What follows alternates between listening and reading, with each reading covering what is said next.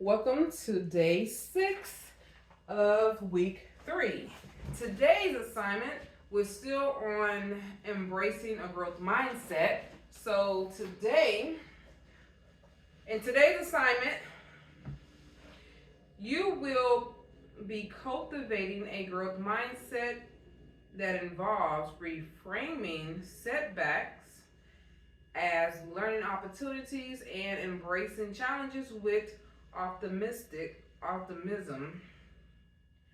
How are we going to do this? Let's see. So, here's how you are going to do it. Number 1, acknowledge and accept setbacks.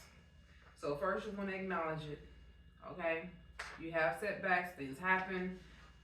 Just what it is. But guess what? Just accept it, all right? There's nothing else you can do about it. So, what you want to do is recognize that setbacks and failures are a natural part of the learning process and an opportunity for growth. If you don't have any failures or setbacks, then what are you going to learn from? Instead of dwelling on the negative aspect, acknowledge the setback and accept it as a temporary obstacle on your journey. So this is something that you're going to take with you and learn from it. Number 2, reframe failure as feedback. So a lot of people feel like when they don't succeed at something, that they are a failure, and that's not really the case.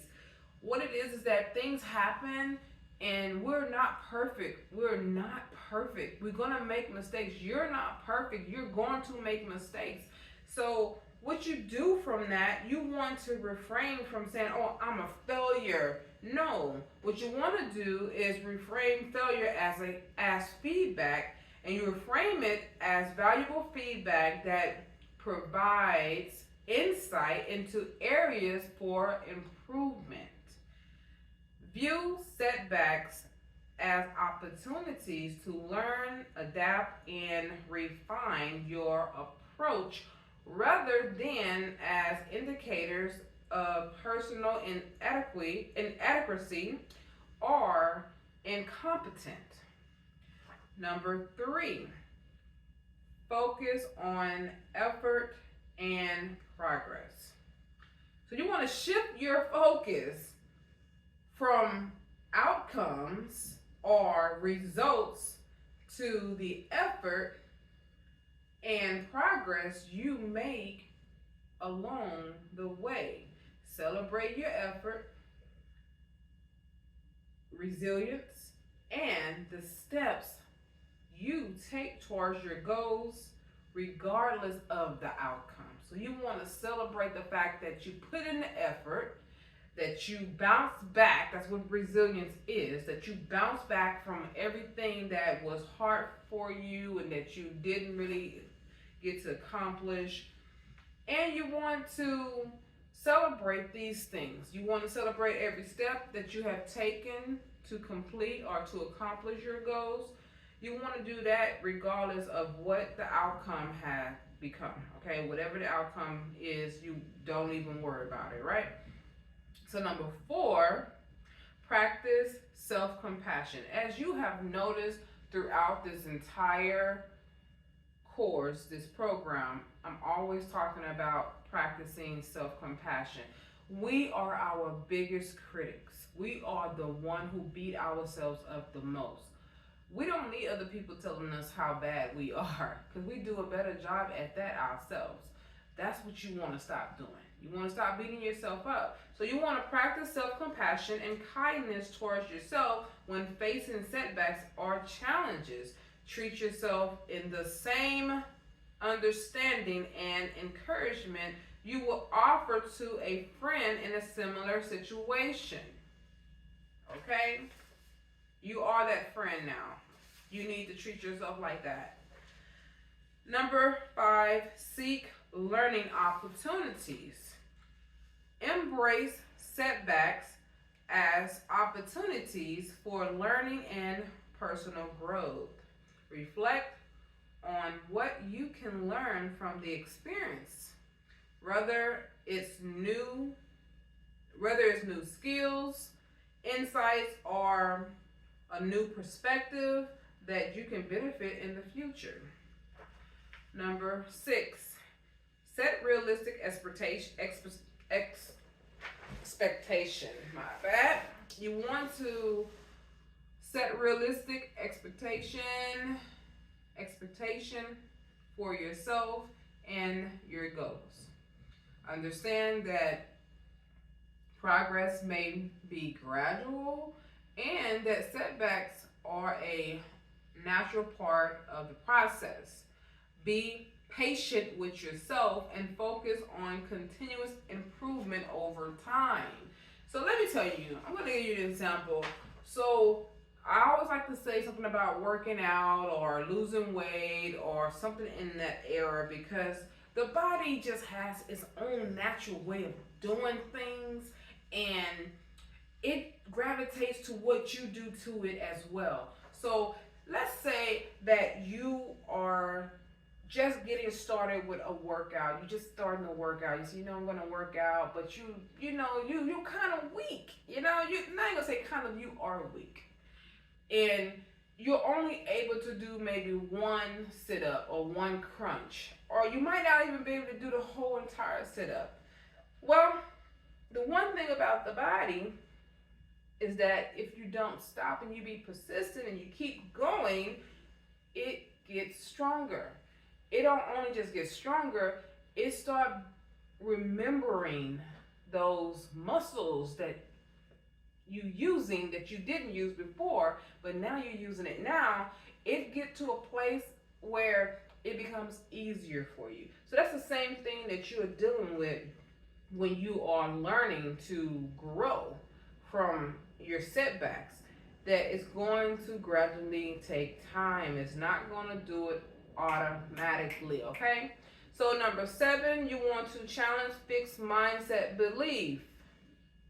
Challenge any fixed mindset beliefs that lead you to interpret setbacks as evidence of personal failure or inadequacy.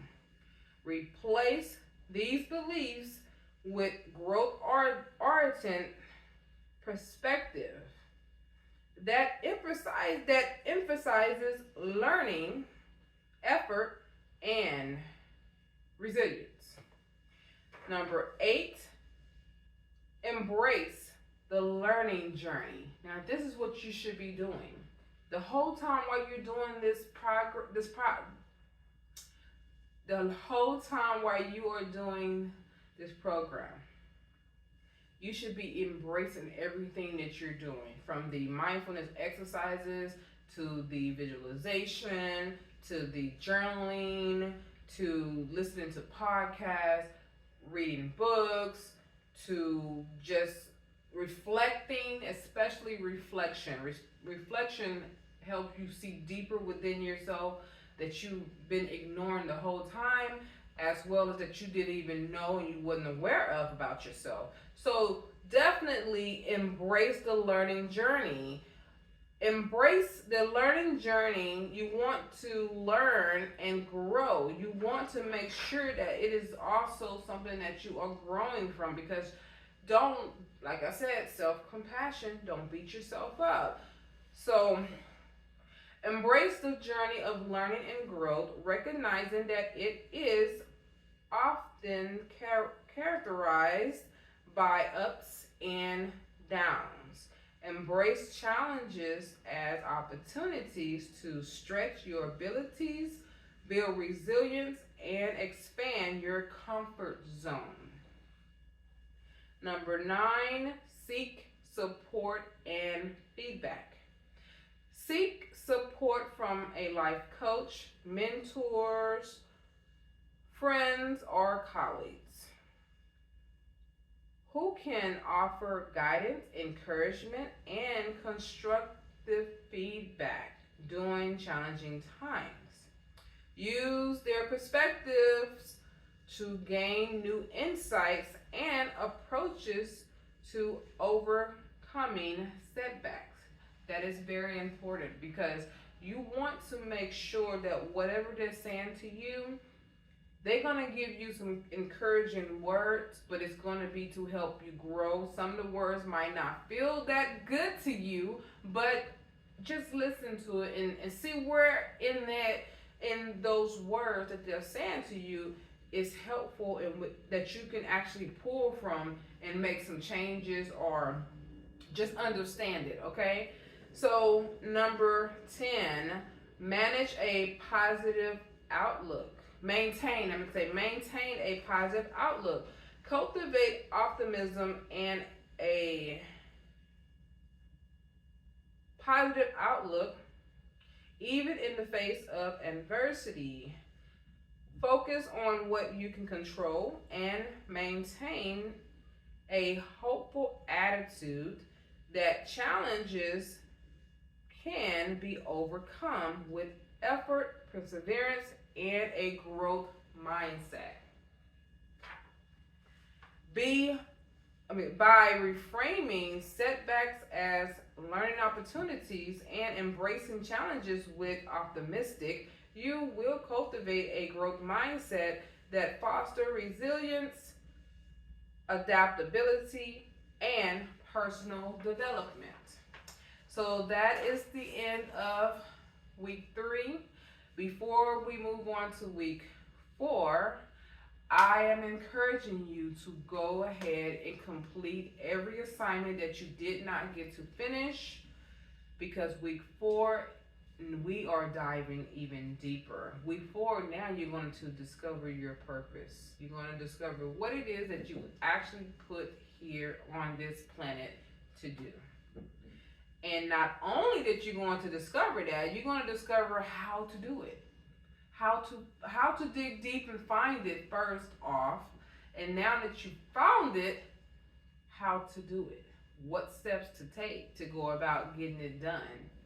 And so I'm so excited about week 4 because that is the whole purpose of this program in the first place, is to help you become a great leader and to lead your own life and to live on purpose, because you're not just living to exist and to work the 9 to 5, especially one that you hate and that you dread in the morning getting up for, or late at night if you work the graveyard shift to get up for and be up all night long. I was one of those people who worked the graveyard shift. I did it for 8 years. I worked at Hewlett Packard Computers assembly line. And then I moved from that to other areas in the company. But I did it for 8 years. That's just overnight. Then I switched to the day shift. So I did a total of 11 years working at that job. And I'm telling you, I did like it though. I'm not going to sit here and act like I did it. But those long nights was dreadful until I started making the most out of it. And what I did out of that situation, I started helping people to, it's funny that I'm saying this, but I started helping people do exactly what I'm doing right now for you. And as long ago as that were for me, because I started back in 2003. Yeah, 2003. No, 2002. Well, one of those years. I know it was way back then when I started that job, and the last day of that job, that last year, was 2015. So I just remember how I will come in and help people, and because I trained so many people there. I started training people on the things that I did, as well as some of things that I didn't do, but I learned it, and then they asked me to train people on it because I knew it. Because what I did was I cross-trained on a lot of things because I was bored at night when there was nothing to do. I have to do something to stay busy. I don't want to sleep. I want to fall asleep. So I'm like, hey, I go to someone else, like, what are you doing over here? Show me how you doing that. And they showed me, and for you know what, I'm able to do their job.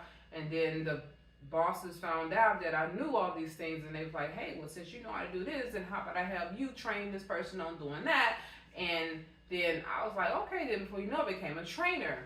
But the thing is that I was doing something I wasn't only just training them on the job, I was also training their mind, trying to find out what they was doing with themselves. You know, I know one guy in particular, I always remember him because he stands out to me the most because he was so successful in football. He was really, really good. He had just gotten into college. He was very young, straight out of high school, got into college, doing really, really good.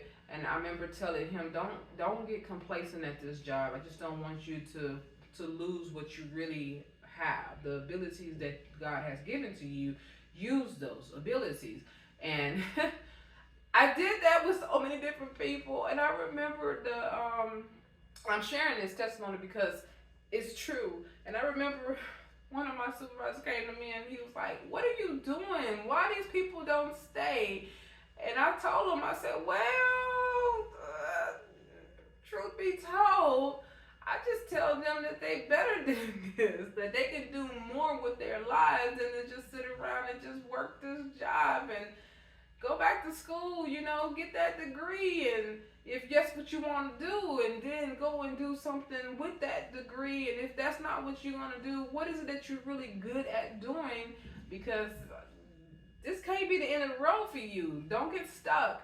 And I remember telling them that, and I remember saying, I tell people when they come in here, look around, look at the person who's been here the longest, and ask yourself, do you want to end up being that person at the end of your lifetime when you're about to retire? Do you want that to be your retirement? Do you want that to be, do you want that? Look at that.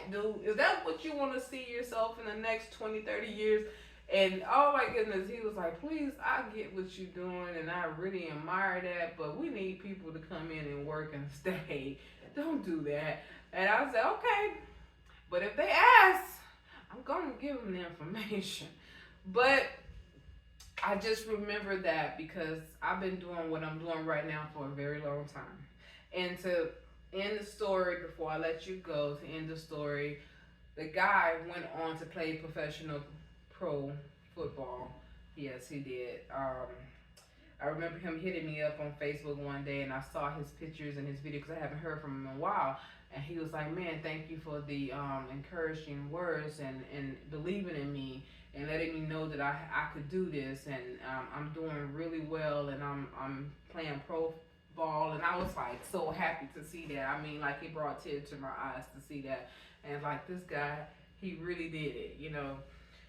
Anyway, I won't give no names because I don't want nobody going to go look him up and all that stuff. But I'm gonna keep his name private. That's confidential, and that's the same thing I would do with you and anybody else who get coaching from me. I would not reveal your information as far as giving your name, personal stuff about you, to where people can know exactly who I'm talking about if I share a testimony. Anyways, thank you, and tomorrow is day 7. Enjoy your day. Rest. Just relax. Don't put too much thought into tomorrow. When tomorrow get here, don't do too much. Just relax, okay? If you want to do some meditation, then do that.